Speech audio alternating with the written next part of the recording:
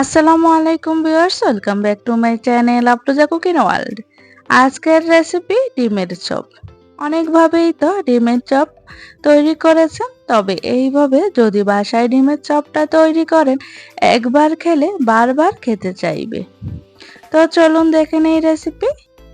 এখানে 1 কাপের মতো নিয়েছি বেসন, আর 1 টেবিল চামচের মতো নিয়েছি কর্নফ্লাওয়ার। কর্নফ্লাওয়ারের পরিবর্তে এখানে চালের আটাও ব্যবহার করতে পারেন। আর যে কোনো কিছু বানিয়ে নেওয়ার আগে অবশ্যই বেসনটাকে এইভাবে চেলে নিতে হবে। চেলে নেওয়া হয়ে গেছে। এখানে 1/3 কাপের মতো নিয়েছি পেঁয়াজ কুচি, 2 টেবিল চামচের মতো নিয়েছি ধনেপাতা কুচি, 2-3টা কাঁচামরিচ কুচি করে কেটে নিয়েছি, হাফ চা চামচ দিয়েছি লবণ, হাফ চা চামচ জিরা গুঁড়ি, হাফ চা চামচ লাল মরিচের গুঁড়ি, হাফ চা চামচ হলুদের গুঁড়ি, হাফ চা চামচ আদা বাটা, হাফ চা চামচ রসুন বাটা। এখন নরমাল পানি দিয়ে একটা ডো তৈরি করে নেব। একবারে পানিটা না দিয়ে অল্প অল্প করে পানি দিয়ে ডোটা তৈরি করে নেব।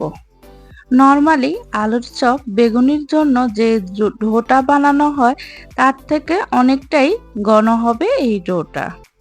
তো একেবারে পানি না দিয়ে আমি অল্প অল্প করে পানি দিয়ে এই যে একটা মসৃণ ডো তৈরি করেছি। ডোটা দেখেই বুঝতে পারছেন কতটা ঘন হয়েছে। এখানে আমি 4টা ডিম নিয়েছি। একটা ডিমকে 4 ভাগ করে কেটে নিয়েছি। আপনারা চাইলে 2 ভাগ করেও কেটে নিতে পারেন। একইভাবে আমি প্রতিটা ডিমই কেটে নিয়েছি। দেখুন, আপনারা চাইলে এইরকম 2 ভাগ করেও নিতে পারেন। এখন 1 পিস ডিম নিয়ে ডোয়ের মধ্যে ভালোভাবে চুবিয়ে ডোটা ডিমের গায়ে ভালোভাবে লাগিয়ে নিতে হবে।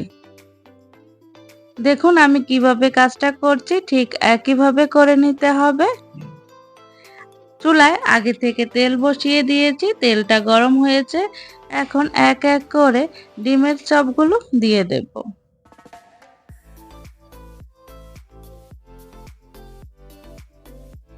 এখন আলতো হাতে একটু নেড়ে ছেড়ে দেব। এইভাবে উল্টে পাল্টে ডিমের চপগুলো ভেজে নেব। পছন্দের কালার চলে আসছে। এখন তেল থেকে তুলে পরিবেশন করে নেব।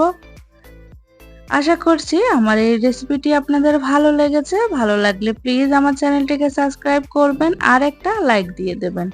আমার রেসিপিটি আপনাদের কেমন লেগেছে আমাকে কমেন্টে জানাবেন। আজকের ভিডিওটা এই পর্যন্তই। ভালো থাকবেন সবাই। আল্লাহ হাফেজ।